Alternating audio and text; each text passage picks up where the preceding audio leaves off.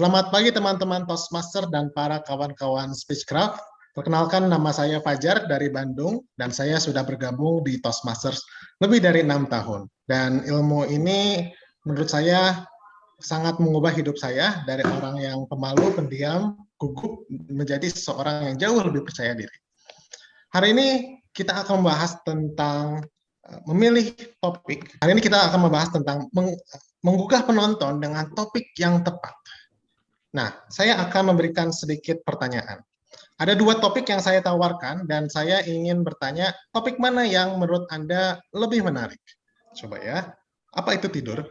Itu topik pertama. Dan yang kedua adalah CPNS, cantik, pintar, nikmat, sehat, hanya dengan modal tidur. Nah, kalau yang silakan ketik satu kalau memilih topik yang pertama, ketik dua kalau memilih topik yang kedua. Nah, CPNS.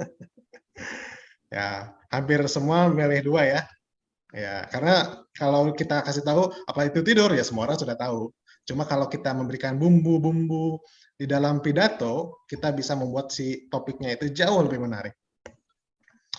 Oke, secara umum topik itu adalah inti pembicaraan yang kita berikan atau ide utama yang ada di dalam pidato kita. Di dalam dunia pidato atau public speaking, kurang lebih ini mencakup salah satu bagian yang terbesar lah ya.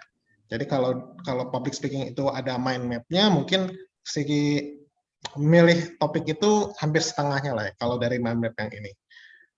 Nah, jadi bagaimana cara kita memilih topik itu sangatlah penting. Sekarang saya ingin menekankan dulu, mengapa memilih topik dengan tepat itu sangat penting.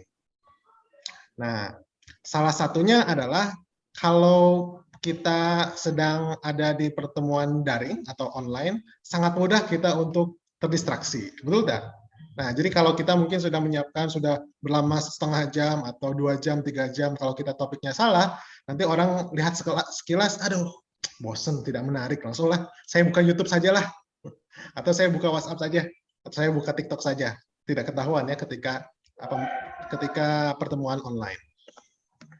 Kemudian, kalau kita memilih topik yang tepat itu, Anda bisa mencapai tujuan yang ingin Anda capai. Jadi, intinya kalau dalam setiap pidato itu ada konsekuensinya, dan kadang-kadang dalam public speaking di beberapa situasi sangatlah penting. Jadi contohnya teman saya ada yang disuruh untuk menawarkan sebagai kontraktor untuk mendapatkan kontrak sebesar 5 miliar. Sayangnya dia tidak dapat karena entah kenapa lah ya. Pokoknya presentasinya gagal dan akhirnya perusahaannya itu tidak punya pemasukan dan karyawannya harus dipecat. Jadi intinya kalau kita bisa memilih topik dengan tepat akan membantu itu untuk mencapai tujuan dari pidato tersebut. Oke. Nah, ada beberapa langkah bagaimana cara untuk memilih topik yang benar atau yang tepat. Yang pertama adalah pilihlah topik yang Anda minati atau pahami dengan baik. Nah, saya membaca satu buku dari public speaking. Bukunya itu Talk Like TED, 9 rahasia public speaking dari pikiran-pikiran terhebat di dunia. Dan satu pepatah yang ia ungkapkan adalah, langkah pertama dalam menginspirasi orang lain, Anda harus memastikan bahwa Anda sendiri terinspirasi dengan topik Anda. Nah, si penulis ini bilang, saya bisa mengajarkan teknik-teknik bercerita, teknik gestur, intonasi, atau membuat PowerPoint yang indah.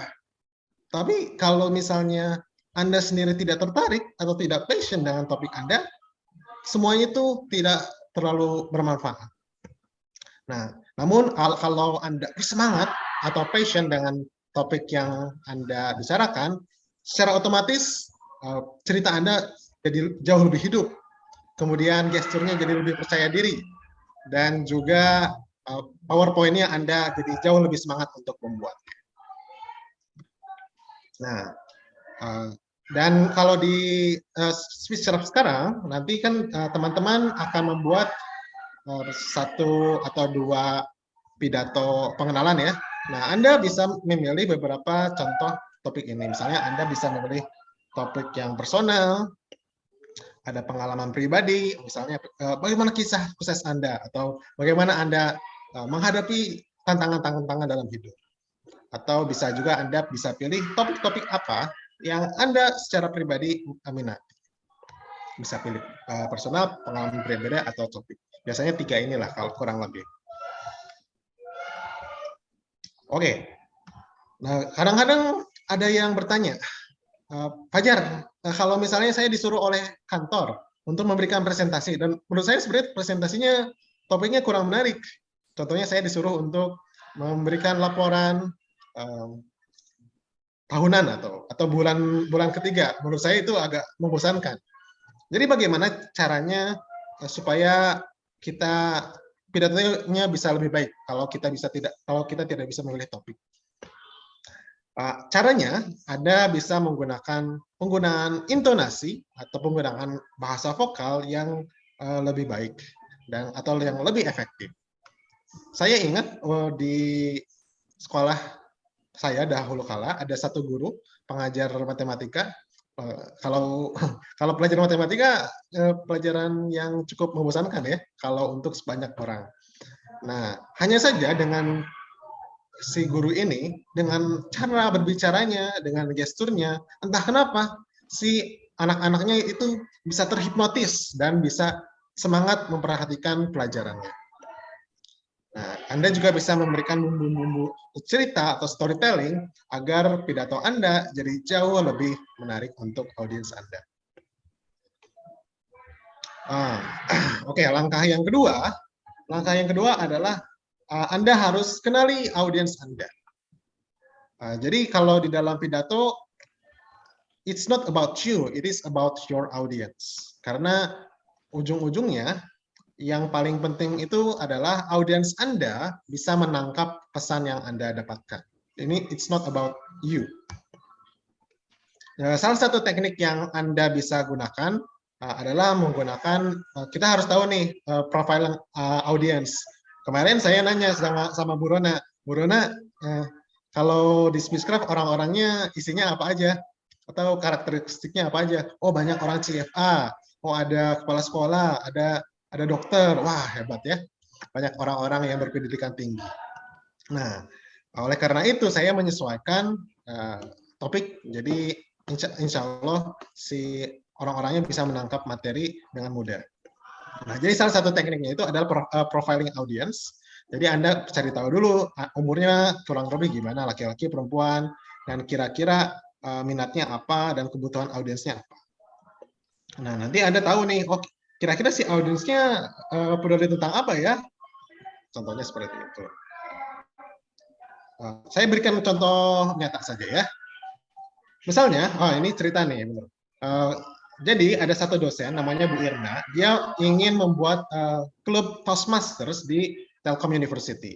Dan waktu itu dia menawarkan ke rektor dan senat di universitas yang berjabatan sangat tinggi. Jadi stake-nya lumayan tinggi ya. Nah, dan kita ketahui kalau si rektor dan senat itu kurang lebih umurnya cukup tua, rata-rata 50 plus. Mereka ingin meningkatkan kualitas universitas dan si Bu Irna ini ingin menawarkan untuk membuka klub Toastmasters. Nah, kira-kira apa yang si rektor-rektor itu pedulikan dari si Toastmasters itu? Apakah Toastmasters itu worth it atau mahal atau bagaimana? Nah, untungnya Bu Irna sudah berstrategi memberikan pidato yang disesuaikan dengan minat dari si audiensnya tersebut. Dia memberikan contohnya, apa sih untungnya Toastmaster untuk kampus? Oh, misalnya ini membuat dosen-dosen jadi jauh lebih baik dalam mengajar contohnya. Atau mereka lebih percaya diri untuk berpresentasi di conference. Nah, bisa juga ditunjukkan track record-nya gimana nih? Oh, terbukti sudah ratusan tahun, sudah 100 tahun lebih. Biayanya gimana? Oh, cukup murah, apalagi dibandingkan training public speaking lainnya. Nah, jadi dengan teknik profiling ini teknik ini membantu si Bu Irna ini membuka klub Toastmaster di Telkom Universitas, dan semuanya dibayar oleh si kampusnya. Dan kemudian ini saya cek timer dulu ya. Oke. Dan kemudian kalau yang ketiga adalah Anda harus menemukan titik tepat di mana si topik Anda yang paling ideal. Jadi Anda harus menemukan topik yang Anda minati, yang Anda pahami, terus Anda harus yang audiensnya juga harus minati juga. Jadi tidak bisa sebelah pihak saja ya. Oke. Nah, contohnya bagaimana cara contohnya ada kalau kita mau membicarakan tentang apa itu tidur. Nah, beberapa cara yang bisa kita gunakan agar si audiensnya jadi lebih tertarik itu Anda bisa berfokus, ini emang tidur itu manfaatnya apa sih? Atau menyelesaikan masalah apa dalam hidup saya gitu, contohnya seperti itu. Bisa juga menambahkan informasi yang mencengangkan. Tidur itu kalau Anda kurang bisa cepat mati loh, contohnya seperti itu. Kan ngeri juga. Dan misalnya yang terakhir, Anda bisa menggunakan storytelling, intonasi, atau gestur supaya si pidatonya jadi jauh lebih menarik.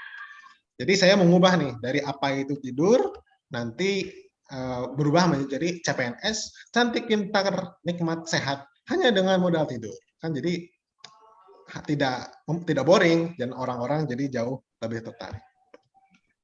Oke, untuk terakhir saya akan memberikan pepatah. Di dalam public speaking ada 3 tujuan yang ingin Anda capai. Yang pertama, Anda harus menyampaikan si subjeknya itu atau topiknya tersebut. Lalu Anda ingin pahami dengan baik si subjeknya tersebut atau topiknya. Dan terakhir, Anda ingin si topiknya masuk ke dalam hati para audiens. Oke, jadi semuanya itu tentang audiens dan harus memilih topik dengan tepat. Terima kasih dan kembali ke pembawa acara.